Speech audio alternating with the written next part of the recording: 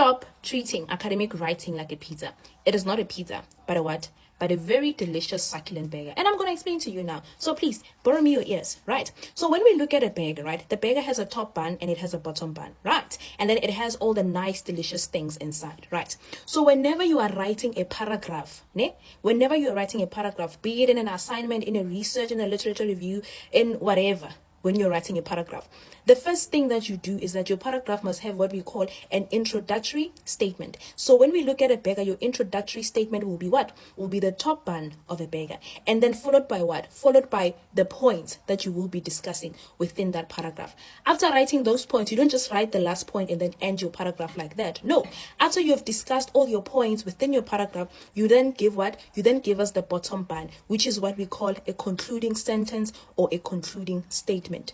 This also, it is the very same format that you will use when you're writing maybe like an essay, right? We know when you're writing an essay, you need to have what we call an introduction. And then after that, you need to have what we call your themes within your essay or your literature review or your research or whatever the case might be. And then after that, you have a what? You have a conclusion. So what I've seen people doing is that they are able to follow a structure of an essay where they have an introduction and a conclusion. However, when it comes to their paragraph, their paragraphs are just like all over the place, right? A person will be discussing a lot of things in one paragraph. And you'll find that in that particular paragraph, there's no what? There's no introductory statement, and there's not even a concluding statement or concluding sentence. So their writing, it's more like a pizza. Everything is just on top of each other, as opposed to it being like a what? A Rokomama's burger. So thank you very much, guys. I hope this tips like really help you and all of those things. But now I'm just gonna give you like an example of a research that I once wrote, to show you how an introductory statement will look like or sound like.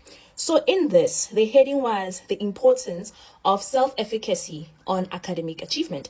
And my introductory statement was, numerous studies have established the importance of self-efficacy for academic achievement, right? So if you're a reader, you're reading this, you will be like taken aback and be like, oh, numerous studies. And you want to know more about those numerous studies. And after that, I followed my introductory statement with several points, which I quoted both Valente, Bandura, Cherry, and Celestine, and also Cherry again, right? And after I've been discussing those points, I didn't just stop there. No, I also concluded with what we call a concluding statement, or a concluding sentence, by saying the above mentioned sources. Remember, I started my introductory statement with what? Numerous studies, right? And then I'm ending my paragraph by saying the above mentioned sources show a positive relationship between self-efficacy and academic performance. However, they fail to take into consideration 1, 2, 3, 4, 5. So that is just an example of how you will then write your introductory statement and your concluding sentence, so that your work is coherent and it reads smoothly. So thank you very much, and